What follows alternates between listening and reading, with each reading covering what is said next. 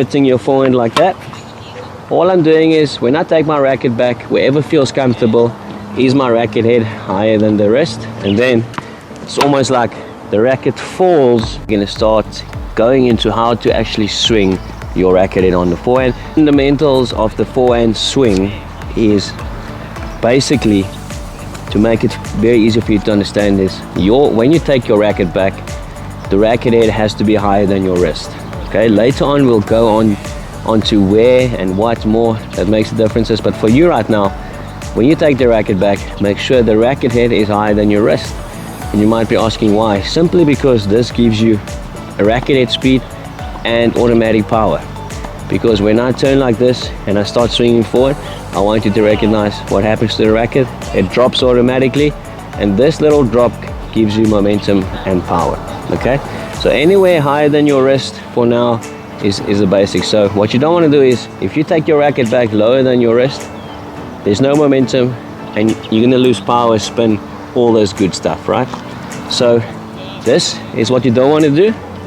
Okay, you are really limiting your forehand like that.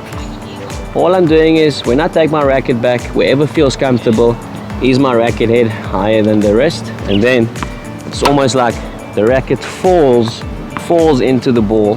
Get that automatic momentum. The beautiful thing about this is, whatever grip you are using or whatever grip you have chosen, it's the same thing.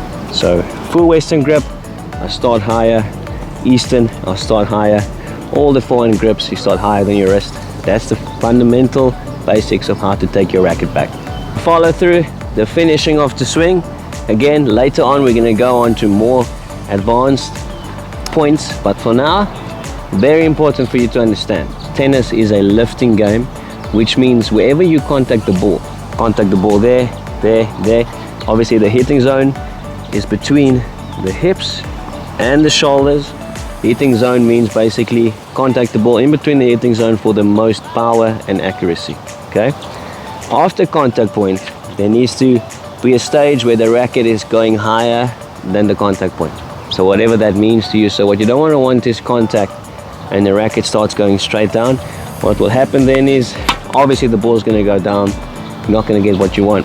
Okay, contact point. Am I finishing a little bit higher than the contact point? It's all you want to focus on for now.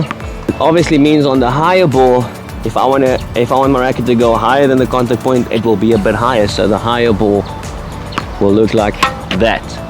The lower ball, even that's fine, because you just want to make sure after contact point there's a stage where the racket goes higher than the contact point.